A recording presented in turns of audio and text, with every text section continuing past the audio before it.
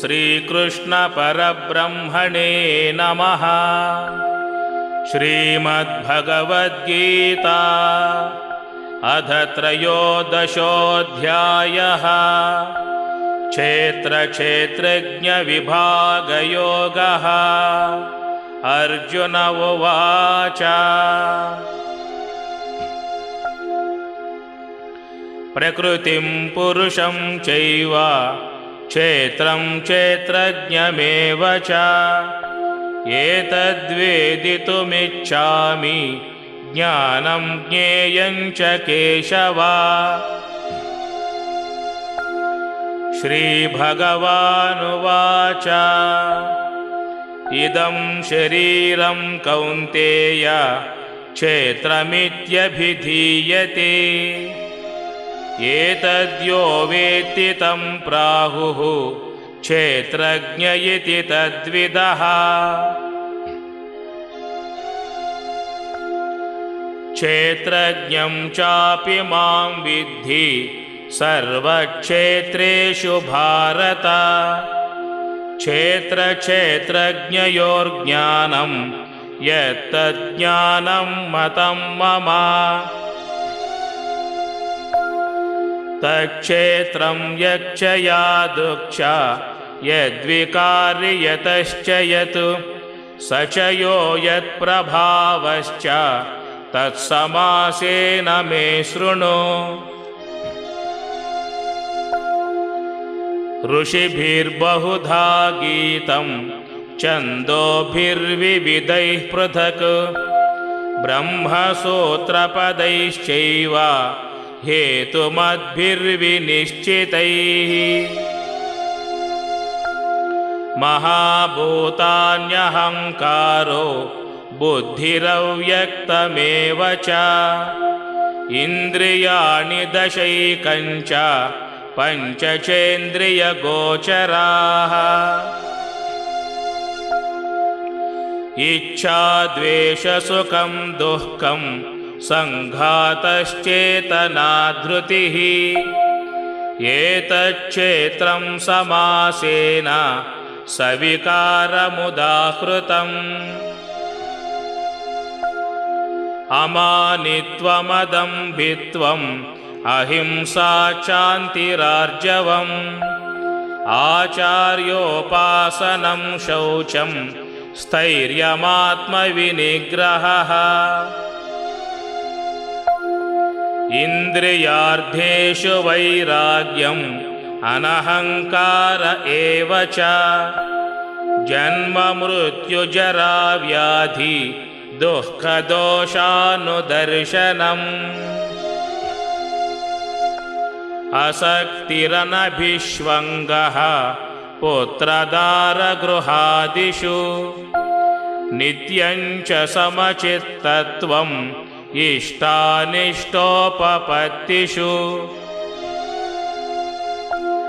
मयि चानन्ययोगेन भक्तिरव्यभिचारिणी विविक्तदेशसेवित्वम् अरतिर्जनसंसदि। अध्यात्मज्ञाननित्यत्वं तत्त्वज्ञानार्थदर्शनम् एतज्ज्ञानमिति प्रोक्तम् अज्ञानं यततोऽन्यथा। ज्ञेयं यत्तत् प्रवक्ष्यामि यज्ञात्वामृतमश्नुते अनादिमत्परं ब्रह्म न सत्तन्नासदुच्यते।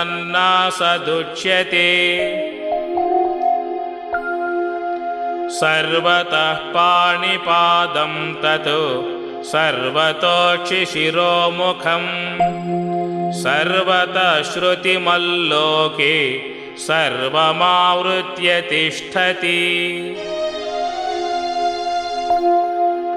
सर्वेन्द्रियगुणाभासं सर्वेन्द्रियविवर्जितम् असक्तं सर्वभृक्षैव निर्गुणं गुणभोक्तृ च। बहिरन्तश्च भूतानां अचरं चरमेव च सूक्ष्मत्वात् तदविज्ञेयं दूरस्थं चान्तिके च तत्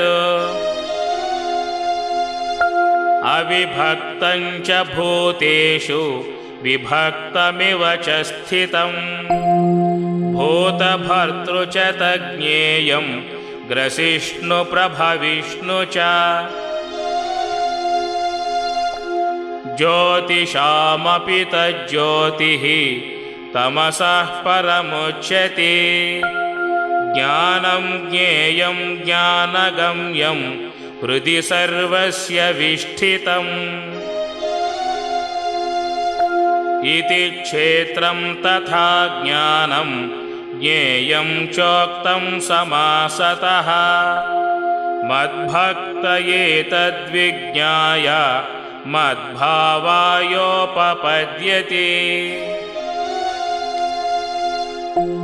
प्रकृतिं पुरुषं चैव विध्यनादिवुभावपि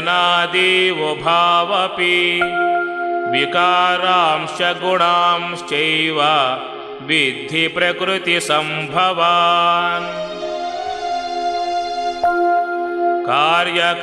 कार्यकारणकर्तृत्वे हेतुः प्रकृतिरुच्यते पुरुषसुखदुःखानां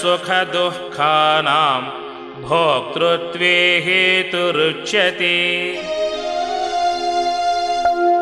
पुरुषः प्रकृतिस्थो हि भुङ्क्ते प्रकृतिजान् गुणान् कारणं गुणसङ्गोऽस्य सदसद्यो निजन्मसु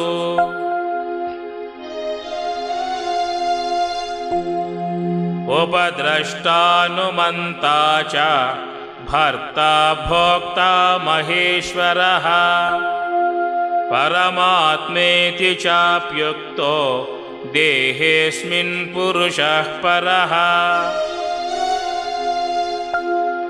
य एवं वेत्ति पुरुषं प्रकृतिं च गुणैः सह सर्वथा वर्तमानोऽपि न स भूयोऽभिजायते ध्यानेनात्मनि पश्यन्ति केचिदात्मानमात्मना अन्ये साङ्ख्येन योगेन कर्मयोगेन चापरे अन्ये त्वेवमजानन्तः श्रुत्वान्येभ्य उपासते तेऽपि चातितरन्त्येव मृत्युं श्रुतिपरायणाः यावत् सञ्जायते किञ्चित् सत्त्वं स्थावरजङ्गमम् क्षेत्रक्षेत्रज्ञसंयोगात् तद्विद्धि भरतर्षभा समं सर्वेषु भूतेषु तिष्ठन्तं परमेश्वरं विनश्यत्स्व विनश्यन्तं यः पश्यति स पश्यति समं पश्यन् हि सर्वत्र समवस्थितमीश्वरं न हि नस्त्यात्मनात्मानं ततो याति परां गतिम् प्रकृत्यैव च कर्माणि क्रियमाणानि सर्वशः यः पश्यति तथात्मानम् अकर्तारं स पश्यति यदा भूतपृथग्भावम् एकस्थमनुपश्यति तत एव च विस्तारं ब्रह्म सम्पद्यते तदा अनादित्वान् निर्गुणत्वात् परमात्मायमव्ययः शरीरस्थोऽपि कौन्तेय न करोति न लिप्यते यथा सर्वगतं सौक्ष्म्यात् आकाशं नोपलिप्यते सर्वत्रावस्थितो देहे तथात्मानोपलिप्यते यथा प्रकाशयत्येकः कृत्स्नं लोकमिमं रविः क्षेत्रं क्षेत्री तथा कृत्स्नं प्रकाशयति भारत